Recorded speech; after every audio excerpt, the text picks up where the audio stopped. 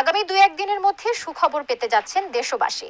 ভারত বাংলাদেশের টানাপোড়েন সম্পর্ক এবং দেশের চলমান সংকট নিয়ে প্রধান উপদেষ্টা ডক্টর মোহাম্মদ ইউনূসের সঙ্গে সংলাপ শেষে বুধবার সন্ধ্যায় এই কথা জানান জামাত ইসলামের আমির শফিকুর রহমান। তবে কি সুখবর পেতে যাচ্ছেন দেশবাসী, বিস্তারিত জানাচ্ছেন আরিফ হাসান।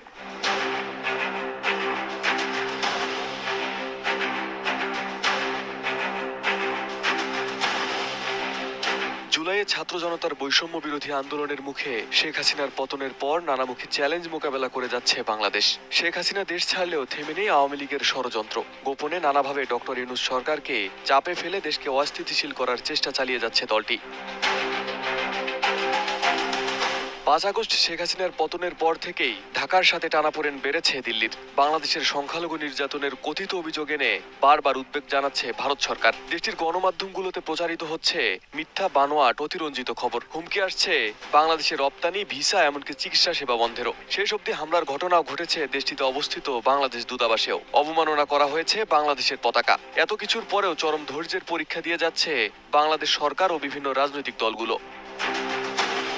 এ অবস্থায় দেশের রাজনৈতিক দলগুলোর সাথে সংলাপে বসেন প্রধান উপদেষ্টা ডক্টর মোহাম্মদ ইউনূস। দেশের চলমান সংকট মোকাবেলায় আহ্বান জানান জাতীয় ঐক্যের, যেখানে সকল রাজনৈতিক দল প্রধান উপদেষ্টার সাথে একমত পোষণ করেন। সংলাপ শেষে জামায়াতের আমির ডাক্তার শফিকুর রহমান ভারতের অপপ্রচার মোকাবেলায় সরকারের সঙ্গে একসাথে কাজ করার কথা জানান। সেই সাথে শীঘ্রই সুখবর আসছে বলেও জানান তিনি। এখানে পরামর্শ এসেছে রাজনৈতিক শীর্ষ নেতৃবৃন্দের সাথে, যেমন মত বিনিময় হয়েছে, ছাত্র সংগঠনের সাথে হবে, বিভিন্ন ধর্মীয় সম্প্রদায়ের সাথে হবে, আপনাদের সাথে হবে। আমরা সেই প্রস্তাব রেখে এসেছি এবং আমরা আশা করছি আপনাদের সাথেও মত বিনিময় হবে।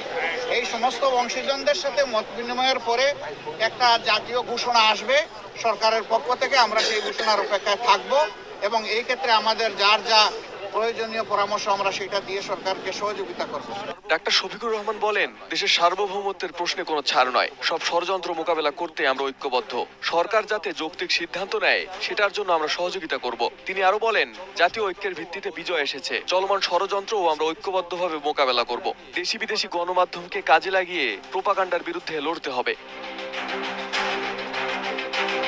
আইন উপদেষ্টা আসিফ নজরুল জানান, ভারতের বাংলাদেশ বিরোধী প্রচারণা ও সাম্প্রদায়িক উস্কানি মোকাবিলায় সব সম্প্রদায়ের মানুষের ঐক্যবদ্ধ অবস্থার প্রশংসা করেছেন রাজনৈতিক নেতারা। এমন পরিস্থিতিতে সবাইকে সাম্প্রদায়িক সম্প্রীতি অটুট রাখার পাশাপাশি ঐক্যবদ্ধ থাকার আহ্বান জানানো হয়। ভারত বাংলাদেশ বিরোধী যে বিভিন্ন প্রচারণা চালাচ্ছে, এই পরিস্থিতি মোকাবেলায় সকল সম্প্রদায়ের মানুষের ভূমিকার প্রশংসা করা হয়েছে এবং সাম্প্রদায়িক সম্প্রীতি যে কোনো উস্কানির মুখে অটুট রাখার প্রত্যয় ব্যক্ত করা হয়েছে। এ সময় বাংলাদেশের সার্বভৌমত্ব রক্ষায় সকল রাজনৈতিক দলের প্রতিনিধিরা প্রধান উপদেষ্টাকে এক হয়ে কাজ করার আশ্বাস দেন। তারা বাংলাদেশকে আর শক্তিহীন, দুর্বল, নতজানু না ভাবতেও বলেছেন।